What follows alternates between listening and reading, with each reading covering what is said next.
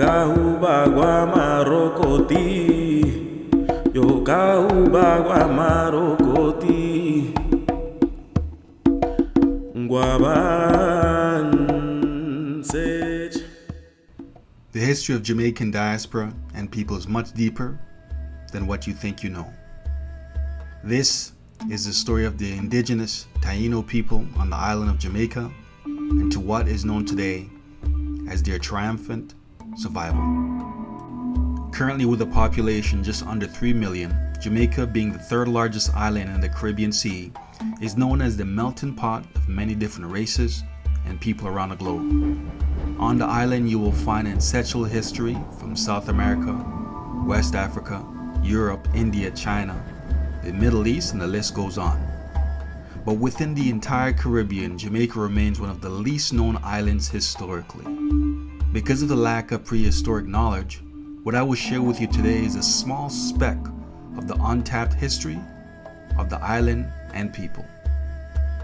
As far back as history and manuscript tells us, Jamaica, originally named Jamaica by our indigenous ancestors, is rich with history, struggle for freedom, sense of pride, culture, hardship, and beauty. Long before Jamaica's transition to independence, before the British claimed their land, before the importation of African slave labor after the Spanish invaded their territory, before their resistance and uprising of the Maroons, and before colonialism, the island was inhabited for hundreds of years.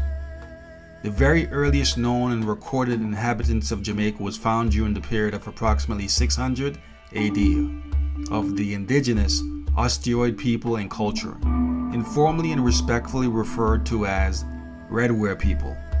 Well, why are they called the Redware people? Well, simply because that is literally all the historians know about them. The evidence found of them is traced to red clay pots. It appears they developed an elaborate and distinctive artistic expression in pottery, bone, shell and stone, to which was found in the archaeological sites around Alligator Pond in Manchester Parish and Little River in St. Anne Parish.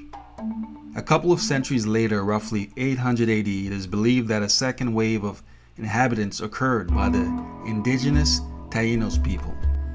Although the Redware people predated the Taino people with two distinct culture, while not 100% proven, it is believed that over time the Redware natives became assimilated into that of the Taino through social and cultural interaction.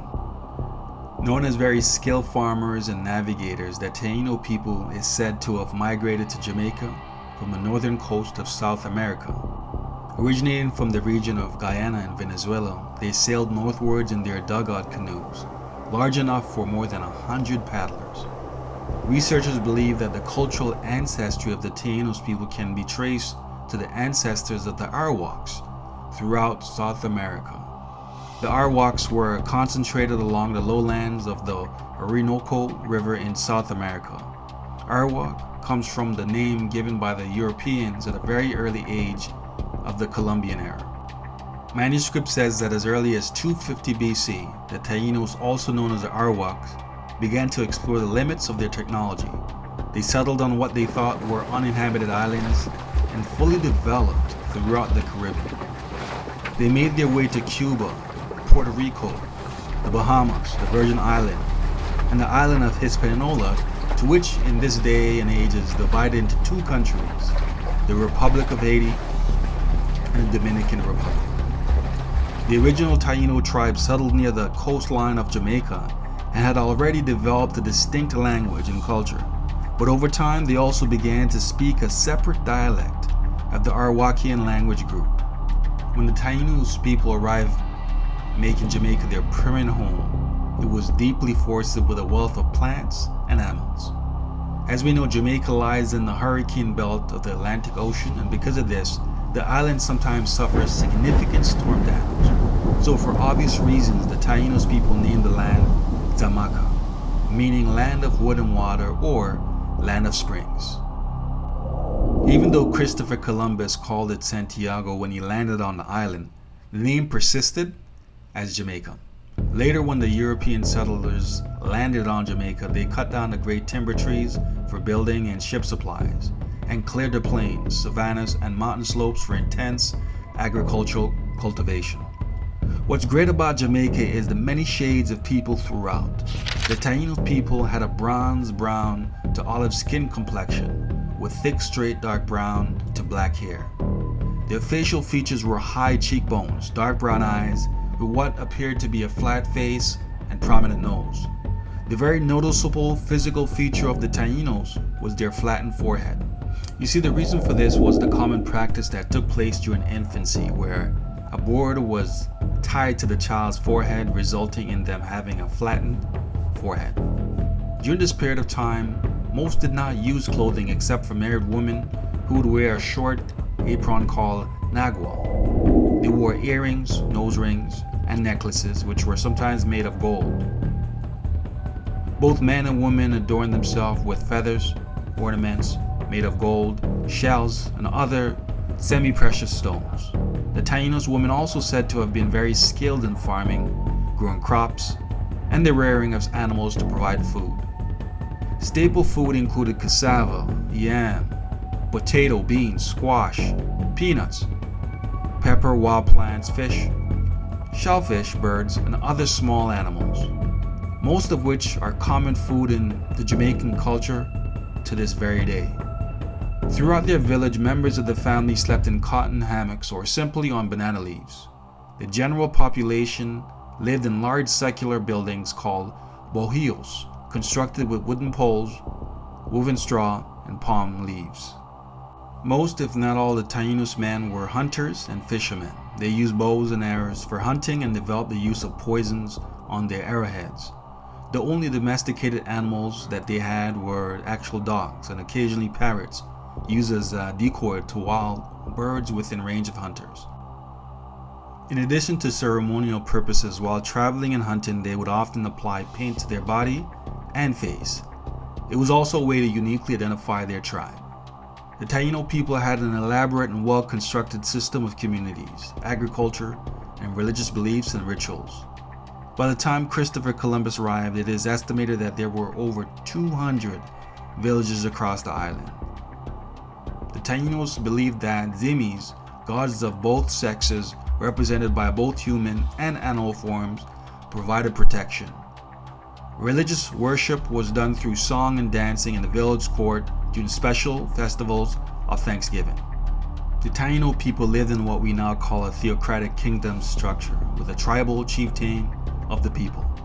Their complex and distinct social order consists of subordinates to the caciques. Caciques meaning chief, king, or prince. The cacique had many privileges, such as having small kingdoms, receiving the best food, living in a larger house, and having as many as 10 to 20 wives.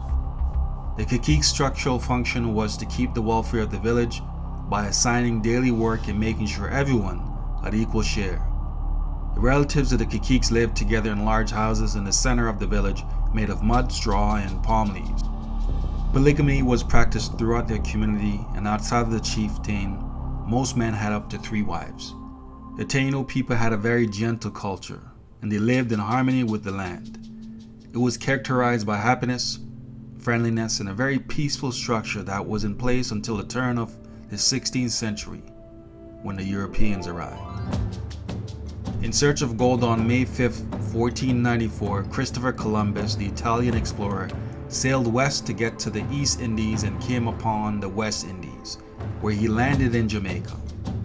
On his arrival at St. Anne's Bay with his crew, including the Spaniards, Columbus sighted the Tainos Indians inhabiting the island.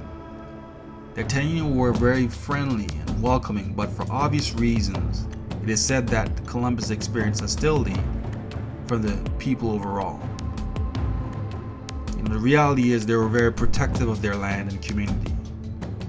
Columbus himself also said in manuscripts he was impressed by the beauty and peaceful nature of the Tainos. You see, what history books avoid to explain is that Columbus and his crew of men killed and enslaved many of the Tainos people, treated them with extreme violence and brutality, hence the reason the Tainos people naturally respond with revolt over time. Columbus and the Spaniards first settled on the northern coast of Jamaica, which is now known as the parish of St. Anne. There they built a town called Sevilla Nueva, or New Seville. Afterwards, they moved to the southern part of the island and built the town of St. Jago de la Vega, which is St. James of the Plain, which is still called Spanish Town. Throughout the years, Columbus and his men forced the Tainos of Jamaica to work for the sake of profit, and over the years sent thousands upon thousands of Taino natives to Spain to be sold. Many of them committed suicide and died during the journey. The natives who weren't sold into slavery were forced to look for gold in mines and work on plantations. In 1509, Jamaica became a colony of Spain under the Spanish monarchy. Because the Spanish continued to take from the land and was not building it up, by approximately 1540 to 1550, Jamaica was under the license from the Columbus family as a personal estate.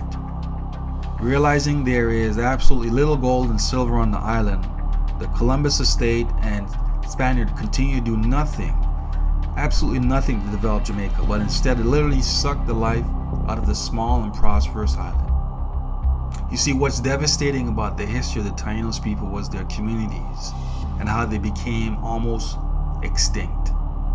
They were decimated by exposure to diseases. This is due to the lack of immunity to the bacteria and diseases such as smallpox, measles, influenza, mumps, chickenpox, pneumonia, which were all brought to the island by Columbus and his men. The violent destruction of the Tainos cannot be overstated. The enslaved were regularly whipped for minor offenses, for claims such as stealing food to eat from being hungry. Such offense is said to have resulted in cutting off a Taino's body parts such as their nose, ear, and even their hand. You see, Columbus took and gifted Taino women to his crewmen, who would violently beat and rape them. Taino women were also taken captive to be raped, and young girls, as young as 9 and 10, were sold for sexual slavery. The impact of the Europeans' greed of wealth from resources like sugar, tobacco, and cotton resulted in them enslaving Taino people, destroying as much as 90% of the population. While their population sadly diminished, dying in large numbers, many of the Taino people escaped into the forested mountains. During this period, the next wave of enslaved people occurred. African slaves were shipped to the colony and forced to continue the grueling physical labor. The first African slaves arrived in Jamaica in approximately 1513. As with the Taino people, many of the African slaves revolted, resisted their Spanish and English colonial administrations, and then also fled to the Blues and John Crow Mountains, being removed from more populated areas that lined the coast. Taking refuge in the distant mountains allowed them to create a network of hiding places, trails, and settlements. It is believed that both Taino escaped settlers, West African runaways, came together, eventually intermarrying to lay the foundation for the formation of the Maroon settlements. The name Maroon comes from the Spanish word Cimarron, roughly translated as wild or untamed. The most known Maroons were the West Africans, who were bought mainly from the Akan tribe. Over time, the Maroons came to control large inner areas of Jamaica, and from their hideouts they would regularly descend to raid the plantation. The uprising and courageous resistance of the Maroons threatened the British sugar plantation industry. Their efforts included plantation raids and the freeing of many slaves. The Maroons successfully waged war against the British colonial rule that resulted in the establishment of an independent community in western Jamaica, one of several across the island. While many of the Taino people died and the population decreased significantly, they did not become extinct. Their bloodlines still live on as part of the mixed ethnicity throughout Jamaica. To this day, there are many on the island and throughout the Caribbean that identify as the Tainos. Let's not forget that modern Jamaica is built on a historical legacy of genocide perpetrated against the island's indigenous people. on the experience of over 300 years of slavery and oppression suffered by the Jamaicans. While most of the people now in modern-day Jamaica consist of African descendants, the depiction of the original indigenous Taino on the Jamaican coat of arms pay homage to them being the first people of the land. The legacy of the Tainos and other indigenous people is encouraged to be honored through self-education, a commitment to learning about the natives to where you live and visit, unlearning and demanding change. Educate yourself about the structural discrimination and intentional elimination of native tribes. Acknowledge your relationship with your land while also acknowledging the immense damage of capitalism. It has been taught and believed that the Tainos became extinct. However, despite the devastation of the early colonial era, the bloodline still lives on in their rivalrous communities throughout the Caribbean and various parts of the world. Tainos descendants has passed on their knowledge, culture, tradition, and their history of survival to this very day. Thank you for being open-minded. With knowledge comes understanding, and with understanding comes perspective. Please continue to seek and embrace your history, which provides us with the critical tools to cultivate growth and change for the present and future, which we thrive to do on this platform. Please like if you found this video educational, and of course, subscribe and share. Until next time, peace king, peace queen.